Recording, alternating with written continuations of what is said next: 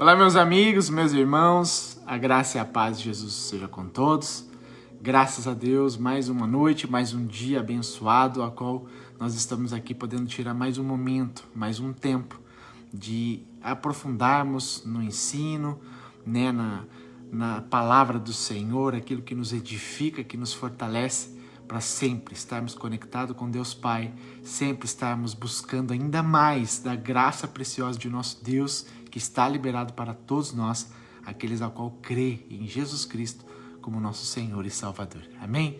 Fico muito contente por cada um de vocês estarem aqui presentes. Muito boa noite. Então nós estamos hoje no 13º dia, a qual nós estamos comentando, falando a respeito do livro Kryptonita, de John Bevere, né? É uma indicação, indico muito a vocês que gostem de ler ou que não gostem de ler também, né? Crie esse hábito, é muito importante, faz muito bem, né? Faz muito edificante tanto para o nosso espírito, de aprendermos sobre o espiritual, quanto também para o intelecto, amém? Para nós aprimorarmos o nosso conhecimento, aprimorarmos, né, a nossa oratória, tudo isso, tudo é bom para todas as coisas. Então, fica a dica, né? Leia cada dia mais, leia a palavra de Deus, que é o principal, né? Para nós estarmos sempre conhecendo a Deus, nós temos que ler a palavra de Deus. Amém? Tudo bem, Fábio? Graça e paz. Então, que Deus abençoe a todos vocês que estão entrando. E hoje, no 13º dia, nós estamos abordando aqui o assunto Kryptonita. Amém? E eu vou estar lendo hoje, eu achei muito importante, muito interessante, né, o que John ele escreveu. E eu acredito que vai ser muito edificante para você e você vai ver que é maravilhoso nós termos esse conhecimento, tá bom? Então ele diz assim, Kryptonita, lembrando, Kryptonita é alusão sobre o pecado, né? Ele faz essa comparação figurativa, né, do super-homem que fica vulnerável à Kryptonita, perde seu poder, e o cristão, aquele que serve ao Senhor, que tem a graça de Deus, né, fica vulnerável mediante ao pecado. Amém? Deu para entender, né? Então vamos lá. Revisitemos de forma breve o que abordamos nos últimos capítulos, né? O coração da idolatria. Lembra que nós estávamos falando sobre a idolatria? Faz 2 dias que nós abordamos, né? Falamos a respeito da idolatria, o que é a idolatria mais profunda. Então não é limitado somente a estátuas, a adoração, né? A imagens feitas de gesso. Não é só isso. Tem coisas mais profundas ainda. A gente tem que ver a raiz do problema, né? Então a gente abordou mais sobre a idolatria. Então, o coração da idolatria não é estátuas, não é estatuetas, altares e nem templos. Essas coisas são apenas subprodutos de um assunto mais profundo, ou seja, é mais profundo. Então a idolatria é a humanidade deixando de lado o que Deus claramente quer a fim de satisfazer anseios e desejos que são contrários à vontade de Deus. Tudo aquilo que eu e você fazemos que não seja da vontade de Deus, e nós mesmo assim colocamos acima da vontade de Deus, ela se torna uma idolatria, ela é equiparada como uma idolatria, amém? Então uma visão distorcida de Deus é o subproduto dessa cobiça. A gente vê que as pessoas caem, grandes homens, né, que começou certo e cai por causa da cobiça, seja a cobiça do sucesso, seja a cobiça do poder, seja a cobiça do dinheiro, da fama, tudo isso, igreja, quando se torna uma cobiça no coração do homem, seja qual assunto for, já era, né? Com toda certeza a queda é grande. Então é isso que a gente entende, né? Consequentemente, quando alguém está envolvido em idolatria, Deus se afasta e entrega essa pessoa à sua natureza decaída para fazer coisas vergonhosas a partir de seus desejos corruptos naturais. Então vai prestando atenção. O que são esses prazeres? O que são esses desejos corruptos da nossa carne, né? Natural? É o quê? É o prazer desenfreado, o gozo de algo desenfreado, né? A busca ali, né, que gravita em torno daquilo que no final irá trazer morte ao invés de alegria, de vida. Então, é o resultado final que importa. Ou seja, parece que está tudo muito bem, a pessoa está legal, está conquistando, parece que está tudo maravilhoso aos olhos. Porém, o final é morte. O final não é bom. Então, por isso que nós temos que entender o que nós estamos fazendo na nossa vida. Como está o nosso comportamento perante a palavra de Deus? Como nós estamos exercendo aquilo que Deus nos ensina através da palavra? Amém?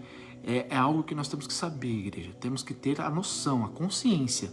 Cada um por si próprio, né, sabe dos teus feitos, sabe como você está agindo, como você está se comportando diante da palavra de Deus, e tem um coletivo.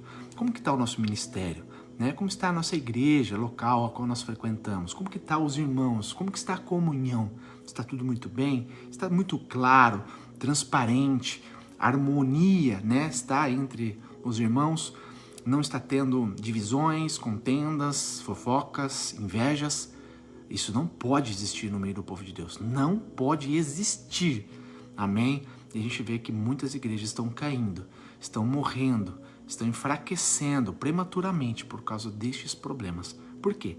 As pessoas estão deixando entrar dentro das igrejas, dentro dos locais de adoração ao Senhor. Isso não pode acontecer.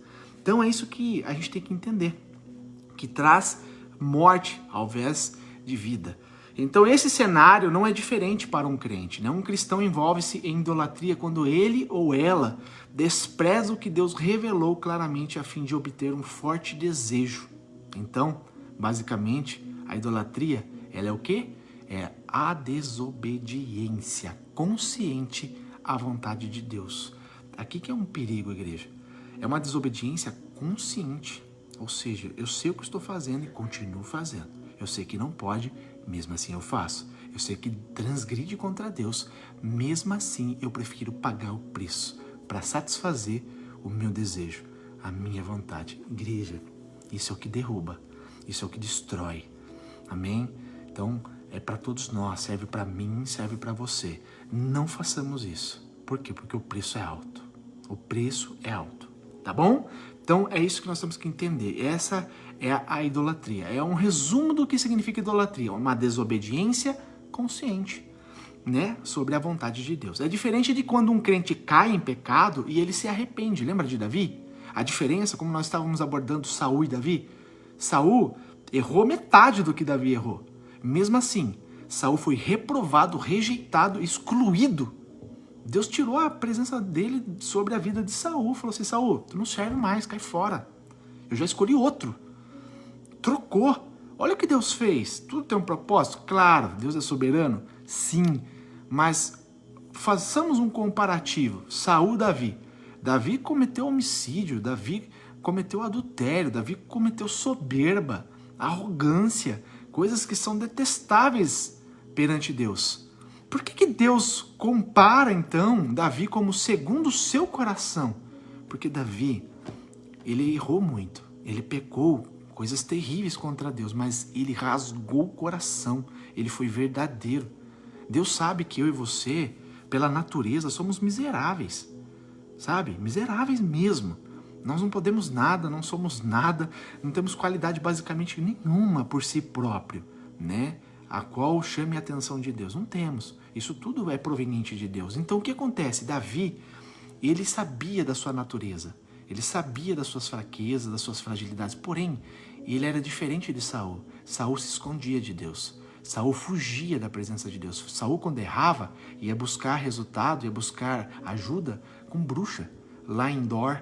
Quantas pessoas hoje não estão correndo atrás de feiticeiros? Quantas pessoas hoje, de vez dobrar o joelho diante de Deus e clamar por misericórdia, está indo, né, atrás de adivinhas, de, né, aquelas pessoas que adivinham o futuro? Então, igreja, Saul fazia a mesma coisa. E o que aconteceu com Saul, o final dele? A gente sabe a tristeza. Agora Davi, o que ele fazia? Perante os erros dele, ele se prostrava, ele rasgava o coração, ele chorava na presença de Deus, ele suplicava por misericórdia. E o que Deus fazia? Misericórdia. Perdoava ele, curava ele, limpava ele. Vai, Davi, não faz de novo, Davi. Acerta, Davi. Deus quer que eu e você acertemos, irmãos. Deus quer o meu bem e o teu bem. Deus não é um Deus que quer o mal de nós. Pelo contrário, senão ele não tinha nem enviado Jesus para morrer em nosso lugar. Você consegue entender o tamanho do amor de Deus? Não é comparado como o meu e o teu amor, né? A gente pode até comparar um amor de mãe, que é um amor sobrenatural, que dá a vida verdadeiramente pelo teu filho, ainda é pequeno diante do amor de Deus para conosco. Você está entendendo? Então a gente nunca vai conseguir ter medida desse amor de Deus. Porém, nosso Deus, ele é o amor também, mas é justo. Ou seja, ele não comete injustiça. Não há injustiça diante de Deus. Então, a gente tem que ter uma vida de regras. A gente tem que ter uma vida de disciplinas. Ou seja, Deus, ele nos protege, ele tem um amor para nos dar, ele tem, né, livramento para nos conceder. Porém, eu e você temos deveres, obrigações, responsabilidades.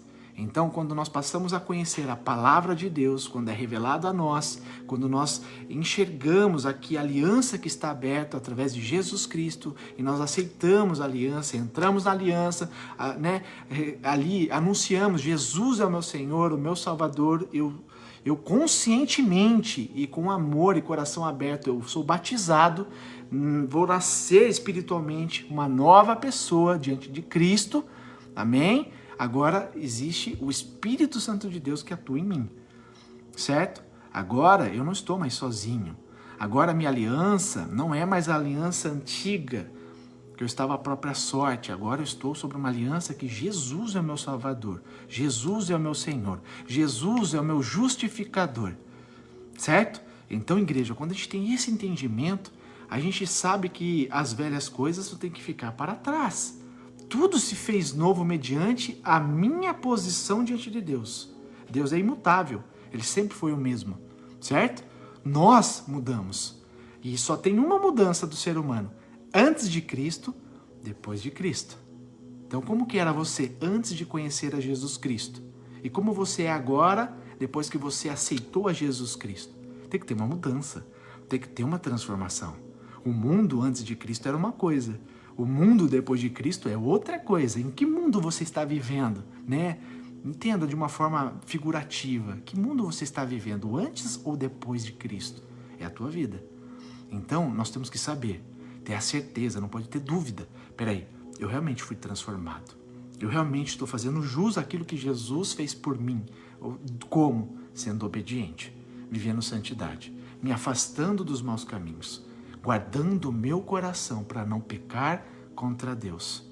É assim, é simples assim. Teoricamente é simples assim. Agora, pôr na prática é onde pega. Pegar na prática é onde é dificultoso. Por quê? Porque falar teoricamente, ler aqui, nós entendemos. Falamos, nossa, é simples, né? É só isso que temos que fazer.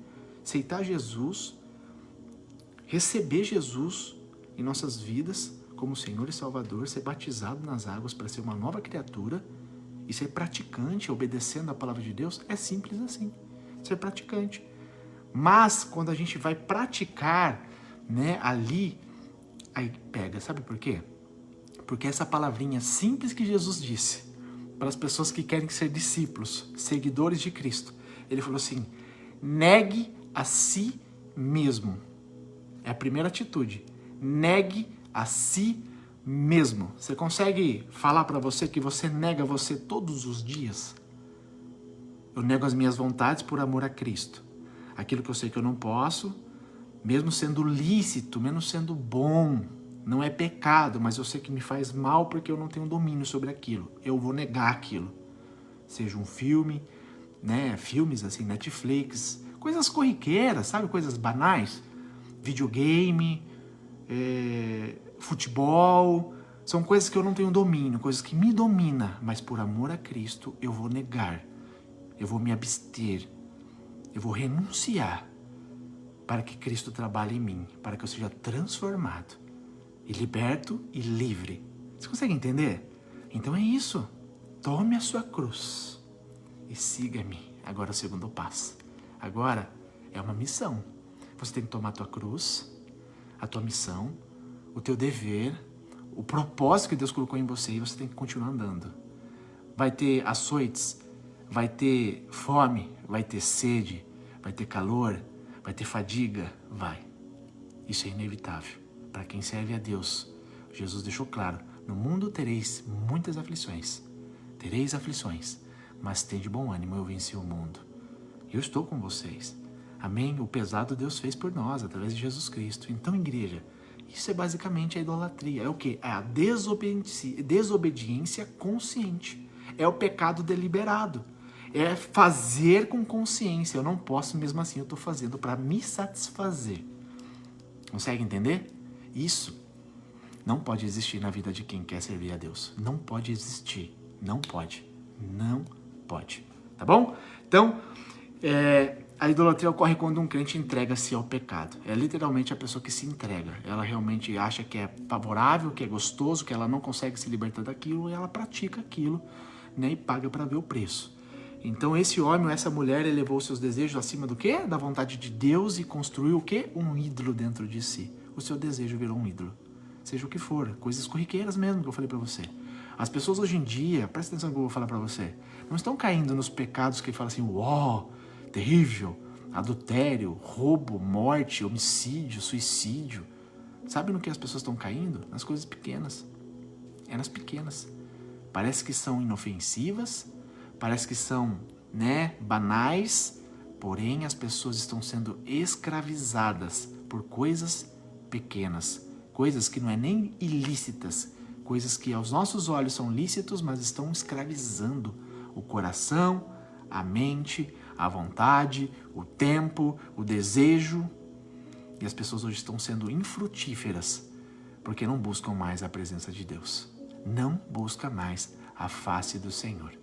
Só quando está indo muito ruim, quando está acontecendo algo catastrófico, aí lembra-se de Deus. Infelizmente o ser humano tem tido esse tipo de comportamento. Tudo bem, Renata? Graça e paz, boa noite. Então vamos lá. E a idolatria, ela é a criptonita espiritual. Lembra que eu falei de novo? Né? Por que o livro chama criptonita? Porque a criptonita ele faz alusão sobre, né, aquilo que arranca o poder, a força do Superman. Então ele traz um comparativo com nós cristãos que temos a presença de Deus, o poder de Deus está sobre nós, como o pecado. Então o pecado nos rouba, como a criptonita rouba, né, o Superman. Então nós temos que se livrar, temos que, né, estar longe. O Superman não fica longe da criptonita para não perder a força, nós também temos que ficar longe do pecado. Ou seja, a gente é suscetível a erros, às falhas, mas nós não podemos ser o quê? Praticantes do erro. Isso tem total diferença. Aquele que cai por uma falha e aquele que deliberadamente, ou seja, com vontade, com gosto, sabendo que não pode, mesmo assim faz. Essa é a diferença, tá bom? Então, se voltarmos e pensarmos sobre os vários exemplos que discutimos em capítulos anteriores, como a gente já falou, abordou tudo aqui, nós concluiremos o quê? Que as ofensas seguiam a mesma linha. Lembra de Acã, quando nós estávamos falando de Acã? Josué, ele estava sobre uma ordem do Senhor. Ele falou, Senhor, eu quero destruir, eu quero conquistar aquele lugar. E Deus, vai que eu estou contigo. Ou seja, nada pode interferir. Nada. Quando Deus fala, eu estou contigo, pode vir o que for, igreja, pode se levantar o que for.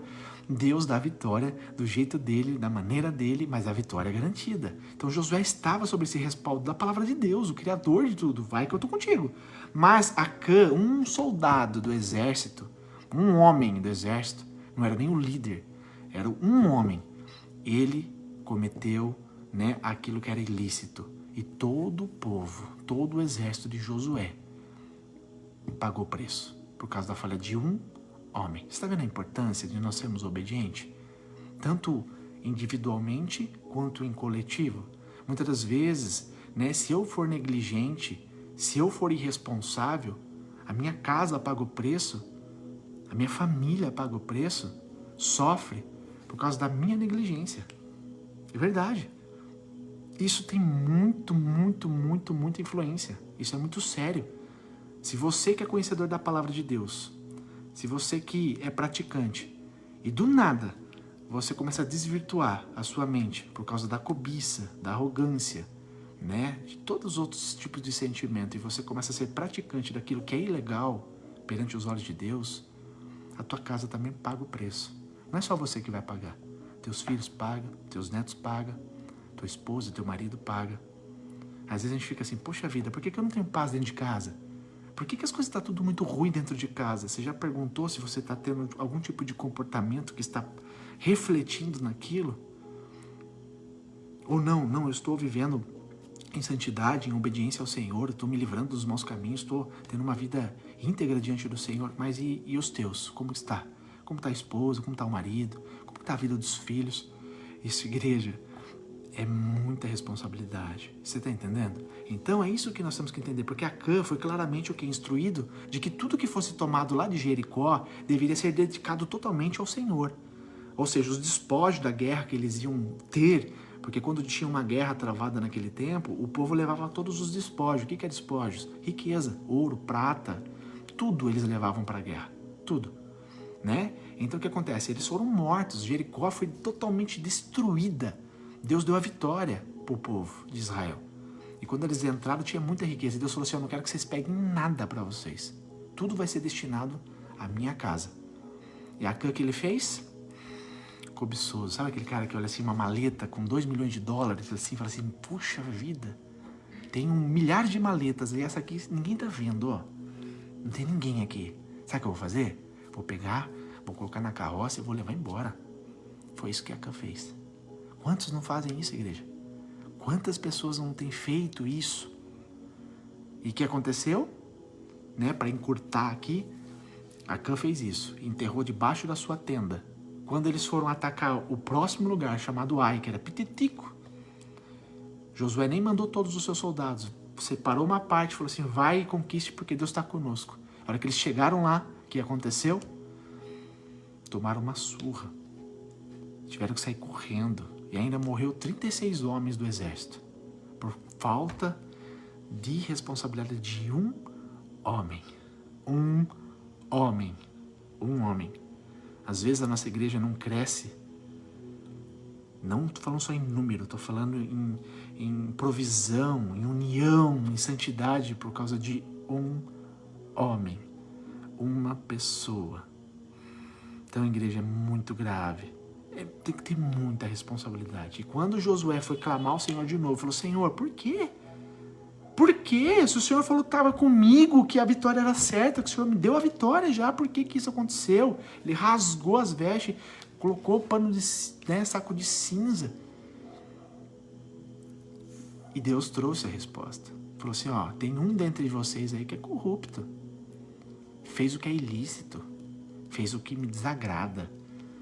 E eles foram e descobriram quem era. Deus foi instruindo eles. Até chegou a tenda de Acã e ali descobriram que estava enterrado a maleta com 2 mil dólares. E o que acontece? Executaram Acã e a sua família. Morreram queimados, não sei como que... Eu acho, não lembro se a Bíblia fala como que mataram, isso não vem ao caso. Foram executados por causa do seu pecado. E o que acontece?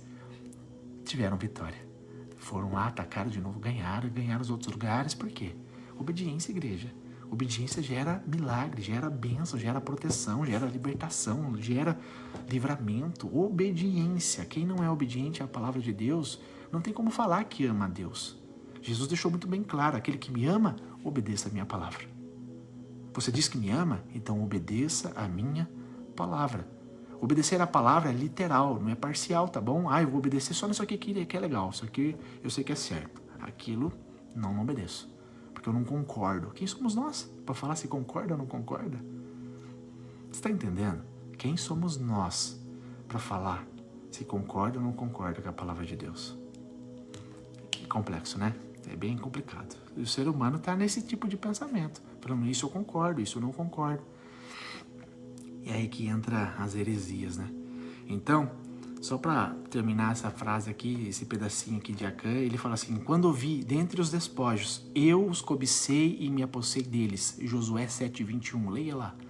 A versão, né, mais recente diz assim, eu fiquei com tanta vontade de ter aquelas coisas. Quantas pessoas, nossa, me deu tanta vontade de ter isso, mesmo sendo do meu irmão ali, mas eu peguei um pouquinho só, não faz mal. Ele nem vai perceber. Mas Deus está contemplando tudo, igreja. Deus está vendo tudo. Nada fica impune, nada. A gente tem que ser muito, muito responsável no que a gente faz. Amém? Então agora a gente passa para a parte de Paulo. O que Paulo fala também para Corinto? A igreja de Corinto frequentemente fazia o quê? A mesma coisa, satisfazia os seus próprios desejos carnais. Eles negligenciavam o que Deus lhe havia revelado. Tinha até, não chega a ser incesto, mas tinha até um rapazinho lá que tinha relação sexual com a madrasta dentro da igreja. E sabe o que os líderes da igreja faziam? Não estou vendo nada, deixa quieto. Quem sabe aquele homem tinha poder, quem sabe aquele homem era influente, quem sabe aquele homem tinha dinheiro, né? Basicamente, Corinto ali era um lugar de muitos homens poderosos, um Hollywood da vida. Quem sabe aquele homem lá tinha uma influência que talvez se fosse exortar ele lá, ele ia fazer um estrago, né, ao pensamento daqueles homens. Mal eles sabiam que o que eles estavam fazendo era pior ainda, encobrir, ser omisso. Sabe aquelas pessoas que é omisso? Um líder que é omisso? Tem medo de chamar atenção, tem medo de ir ali e exortar a pessoa com amor. Chama de cantinho, fala, olha, não é certo fazer isso. E Paulo depois rasga o verbo, manda arrancar o cara de lá de dentro. Falei, arranca esse homem daí, joga ele para fora. No final, Paulo fala ainda, entrega ele para Satanás, o corpo dele vai ser morto, mas pelo menos ele vai ser salvo, a alma dele. Na esperança, você está entendendo? Com amor. Então, igreja, Paulo ele fala, na verdade, Paulo escreve eles, porque vocês ainda são carnais. 1 Coríntios 3:3. Havia inveja, havia divisão entre eles. Eles brigavam entre si. Consegue imaginar uma reunião entre irmãos, tendo briga, contenda, falando mal um do outro, ignoravam a palavra de Deus, cometiam adultério. Eles se processavam, sabe? Vou processar você, processavam uns aos outros. E quando ainda tinha um povinho que se reuniam na ceia do Senhor, e eles se embriagavam, eles comiam tudo, e não deixava para as outras pessoas que estavam vindo de longe participar. Então, igreja, olha só o nível de irresponsabilidade, olha o nível de negligência desses homens. E nós temos que levar por conduta, hoje para nós em relação a esses ensinos, que nós temos que ser totalmente diferentes. Nós não podemos ter esse tipo de prática, esse tipo de comportamento. Isso é inaceitável. Por quê? Porque nós somos conhecedores da palavra. Ou não. Você está entendendo? Se eu sou conhecedor da palavra, eu sei que eu não posso fazer. É a mesma coisa, de uma coisa óbvia, como eu entrar no mercado sabendo que eu não posso colocar um bombom no meu bolso. Ou seja, se eu não pagar, não é meu. A mesma coisa, a palavra de Deus, eu tenho que segui-la, praticá-la. Doendo ou não doendo, gostando ou não gostando, eu tenho que praticar. E tem que aprender que tem que ser por amor. Não é por coação e nem obrigação. Porque senão assim, Deus nem recebe a nossa adoração. Deus não coage ninguém a adorar a Ele. Ele mostra o caminho. Ele mostra a verdade. Ele mostra o caminho, a verdade e a vida, que é Jesus, o Filho, que morreu por nós. E nós, por amor, obedecemos a palavra de Deus, praticamos a palavra de Deus, para naquele grande dia participarmos da família eterna em Cristo Jesus. Essa é a maior promessa, igreja, que tem para nós. E hoje as pessoas acham que isso é ficção. Muitas pessoas acham que isso daí nunca nem vai acontecer. Que a Bíblia, são crônicas, histórias. E não, igreja, é verdade. Olha os sinais aí que está acontecendo, está muito próximo. Então, criptonita, ou seja, pecado, igreja, tem que ser odiado por nós. Temos que odiar, repudiar, ficar longe. Eu sei que eu não posso, eu tenho nojo disso, jamais, não vai fazer parte da minha vida. E se você tem algo no seu coração, na sua mente que precisa ser renunciado, você precisa pedir perdão, hoje é o dia. Se arrependa. Fale com Deus. Deus tem um prazer em te ouvir e te perdoar para que você vá e não faça mais isso, para que você tenha comunhão com Ele. Essa é a vontade de Deus, Pai. Amém? Glórias a Deus por isso. Então é tudo isso que a gente está vendo, a mesma coisa vale para as pessoas para quem Tiago também escreveu. Elas eram o quê? Pessoas amargas. Sabe aquelas pessoas amargas? Pessoas invejosas, motivadas por ambição egoísta. Quantas pessoas hoje não são egoístas? Querem tudo para si, querem amontoar as coisas para si. E às vezes tem pessoas tão próximas de nós, com o mínimo do mínimo do mínimo, sem o mínimo. E a gente faz vista grossa, o ser humano faz vista grossa e nem ajuda. Nem ajuda. Então, Tiago também apontou isso. Ele falou assim, olha, lá em Tiago 4:2, vocês cobiçam coisas e não as têm. Mais uma vez, vemos crentes praticando pecado a fim de satisfazer os seus desejos egoístas. Foram chamados de adúlteros. Adúlteras. Por quê? Porque haviam entrado em idolatria. Não foi porque construíram estátuas, estatuetas, templos e nem altares. Apesar de não ser mencionado, Mas a criptonita espiritual que toleravam provavelmente os impediam de viver sobrenaturalmente. Deixa eu te falar uma coisa. Se você não estiver com sua vida em dia com o Senhor, em santidade e obediência com o Senhor, não tem como você viver o sobrenatural de Deus. Não tem como você ser íntimo de Deus. Não tem como. Não compactua, entendeu? Assim, ó, as trevas com a luz não se conecta, jamais. Então, se você não estiver no mesmo espírito, na mesma santidade, se você não estiver em comunhão com Deus Pai através, né, da obediência, você não tem condições de ter um relacionamento com Deus. Por amor a ti mesmo, senão você seria consumado. Por quê? Porque o nosso Deus, ele é santo e poderoso. Graças a Deus pelo sangue de Jesus que está aspergido na gente. Sério? Porque senão todos nós seríamos fulminados. Mas graças a Deus pelo sacrifício de Jesus por nós, pela oportunidade que Ele nos deu de o quê? Nos arrepender e sermos conectados ao Deus Pai através da aliança de Jesus Cristo. Glórias a Deus por isso, igreja. É muito profundo, é muito maravilhoso. Nós temos que todos os dias acordar com esse desejo, todos os dias acordar com esse alvo, com esse foco na vida, adorar a Deus acima de tudo, de todos, buscar a vontade de Deus em primeiro lugar, o reino de Deus em primeiro lugar, e todas as demais coisas têm que ser secundárias na minha e na tua vida. Não é fácil, porque eu vivo a mesma luta que você também. Mesma coisa, de se abster, né, de ter que entender que Deus é soberano e é o fundamento. Né? E todas as demais coisas, seja ansiedade, desejo, conquista, tudo isso tem que ficar em segundo plano. Eu tenho que ficar aqui, ó, aguardando a Deus, tendo paciência e perseverança naquilo que Deus vai fazer e cumprir na minha vida. Assim é contigo também. Amém? Não perca a esperança por causa do tempo. Eu acredito que o nosso maior inimigo para quem serve ao Senhor, que realmente está na brecha, que está aqui confiante, é o tempo. Por quê? Há tempo para todas as coisas. Tempo de plantar, tempo de colher, tempo de chorar e tempo de sorrir. Tempo de perder e tempo de conquistar e ganhar. Tem tempo para tudo, igreja. Tudo. Mas uma coisa eu sei, Deus é fiel, Deus é poderoso para honrar e abençoar os teus filhos, aqueles que estão em espírito e em verdade. Amém? Então não perca a esperança. Não se venda. Não deixe de praticar a justiça. Não deixe de ser santo, fiel ao Senhor. Porque no tempo certo Deus vai te abençoar. Amém? Deus seja louvado por isso. Então, em relação à idolatria, a idolatria não é meramente pecado. É pecado intencional ou voluntário. É intencional. A pessoa sabe que não pode fazer, mesmo assim está fazendo. Ele se voluntaria a fazer aquilo. É terrível, igreja. Basicamente, o que julgamos ser importante é o que iremos fazer ou possuir. Não importa o que Deus tenha dito sobre isso. Então a pessoa ela fica tão inconsciente, assim, vamos dizer assim, tão cega, né, tão obstinada com aquele desejo, com aquela vontade, que ela nem se importa com o que Deus acha daquilo. Nem se importa a respeito, né, do que Deus ordena, do que Deus permite. Ela simplesmente faz por fazer, porque é bom para ela. E depois tem uma consequência, tem um resultado tão catastrófico, e depois a culpa é de Deus ainda por ter acontecido isso. Aí a pessoa assim, por quê?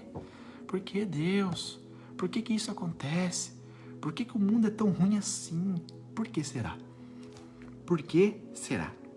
Então foi assim que tudo começou. Lá no Jardim do Éden também a mesma coisa. Adão e Eva, o que eles fizeram? Eles cobiçaram o que acharam que era bom, o que era benefício, o que era vantajoso, não é verdade? O que era agradável. Eles tornariam sábios como Deus, não foi isso que a serpente disse? Então eles desobedeceram o quê? Deliberadamente, o que Deus havia falado claramente para não fazer. Fez sabendo que não podia fazer. Qual foi o preço? A morte, igreja. Entrou o pecado na humanidade. Aí começou tudo. Por causa do quê? Da desobediência. Então, uma vez que escolhemos esse plano de ação, o engano entra, igreja. A partir do momento que você comete o erro, a partir do momento que você sabe que não pode fazer, mas faz, aí entra o engano. Sabe por quê? Você faz aquilo, não deu nada. Aí você fala assim, peraí, acho que Deus tá de boa. Aí você vai lá e faz de novo. Não deu nada. Aí o que acontece? Você tá vendo o engano como tá crescendo? Aí daqui a pouco você não tá só fazendo aquilo, você tá fazendo mais aquilo, mais aquilo, mais aquilo, mais aquilo. E daqui a pouco você tá tão distante de Deus, você tá tão corrompido, seu caráter tá tão sujo, que é isso, a misericórdia do Senhor para te resgatar. Amém? Então, igreja, é muito perigoso. Nós temos que tomar muito cuidado com isso, né? Porque passamos a acreditar totalmente que ainda estamos numa boa posição, né, diante de Deus, mas na verdade não estamos. Então Deus tem que nos enviar sempre um mensageiro. Como hoje eu e você estamos aqui ouvindo essa palavra, é uma mensagem de Deus aos nossos corações. Para nós termos, né, o entendimento do nível de comportamento, de atitude, de conduta que nós temos que ter com Deus. Deus é soberano, sabe de todas as coisas? Sim, absolutamente sim. Mas cabe a mim e você o dever. Deus não vai entrar em mim, você e fazer, por mais que Ele possa em algumas ações e algumas atitudes. Mas nós temos responsabilidades, deveres. Amém? Então é isso que nós temos que entender, igreja. Então, para finalizar, temos que decidir. Temos que decidir. A decisão pertence a mim e pertence a você. Deus é soberano, eterno, imutável, santo e perfeito. Eu e você não. Eu e você fomos chamados para sermos assim. Fomos chamados para sermos imitadores de Cristo. Fomos convidados a participar da aliança eterna com Cristo Jesus. E a palavra de Deus fala que muitos são chamados, mas poucos são escolhidos. Né? Eu ouso dizer aqui que Deus abre a porta para você entrar, para muitos entrarem, mas nem todos querem entrar. Sabe por quê? Foi que nem no Egito, no deserto, Deus falou para Moisés, Moisés, levanta uma tenda, eu vou habitar entre o meu povo. Olha a glória disso, igreja. Imagina Deus falando para nós hoje, né? Com esse entendimento, mas naquele contexto, porque Deus está entre a gente agora, né? Mas naquele contexto, não. Imagina, Deus simplesmente fala assim, a partir de hoje eu vou estar entre vocês, a minha presença manifesta. Sabe o que o povo disse? Não, imagina, Moisés, não, fala para Deus, não fala para ele descer aqui entre a gente, não. Se a gente quiser falar com ele, a gente fala por você e você fala para ele. E se ele quiser falar conosco, ele fala para você e você fala para nós, intermédio de um homem. E Deus queria assim, ó, tete a tete com as pessoas. Você vê o nível de incredulidade? Você vê um nível de cegueira? Nível de engano? Por quê? Acredito que eles entendiam, eles sabiam que para viver na presença de Deus não pode existir pecado. Quantos deles acho que não adoravam os pecados praticados deliberadamente, não é verdade? Então, temos que decidir. Presta bem atenção, eu vou fazer algumas perguntas para você agora e eu quero que você reflita nela o restante dessa noite. Realmente queremos viver na lama do pecado? Seja sincero com você mesmo. Você realmente quer viver na lama do pecado? É uma decisão, se você quer ou não. Segundo, queremos que os efeitos da criptonita impeçam a nossa força como embaixadores sobrenaturais de Deus? Você quer ser enfraquecido pela criptonita? Ou você quer agir como um embaixador de Cristo aqui na Terra, levando e anunciando as boas novas? O que você quer? Terceiro, desejamos permanecer muito abaixo daquilo para o qual fomos criados, a fim de não deixar esses ensinamentos enganosos? Você entendeu? Você deseja permanecer muito abaixo daquilo para o qual foi criado, a fim de não deixar esses ensinamentos enganosos? Você prefere praticar o engano ou você prefere realmente se abster dele e fazer o que você foi chamado, escolhido? Quarto, queremos meramente viver igual ao mundo ou eventualmente escapar desta vida e ir direto para o céu? O que você quer? Quer ir junto com o mundão, onde é tudo muito liberal, tudo tranquilo, pode tudo, sabe? Você tem um jeitinho, você realmente quer pagar o preço, viver a vontade de Deus Pai aqui na Terra, para você passar a eternidade com Deus, ou a eternidade no inferno. É uma escolha. Decida-se.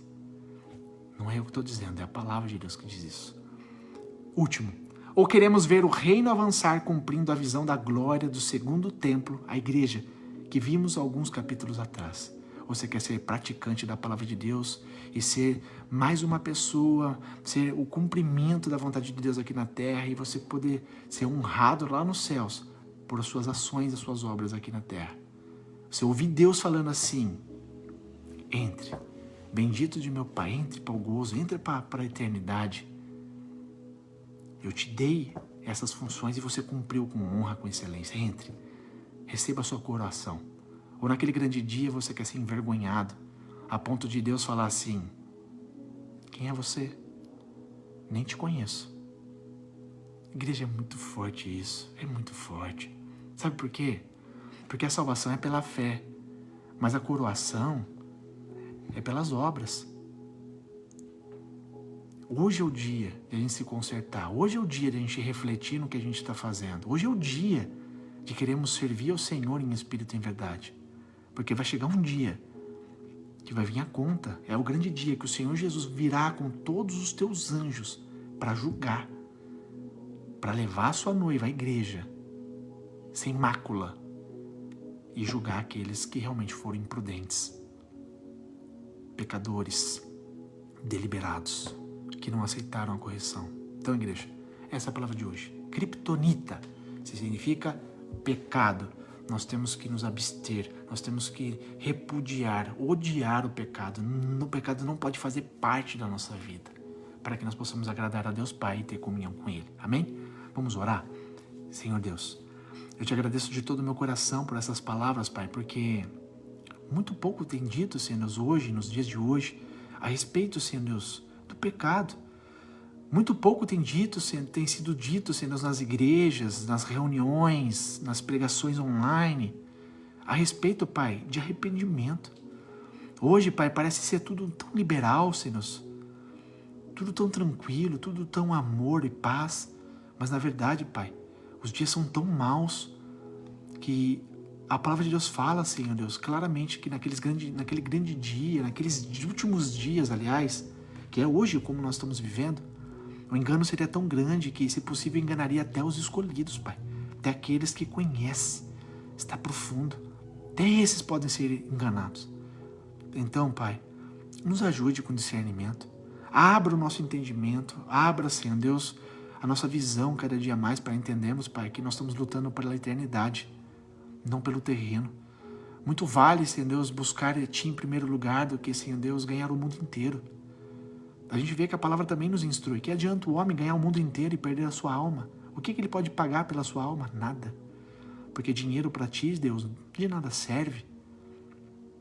Então nós sabemos que o homem corre tanto atrás de sucesso, fama, dinheiro, poder, que na verdade, Pai, escraviza, condena, traz a morte, a destruição.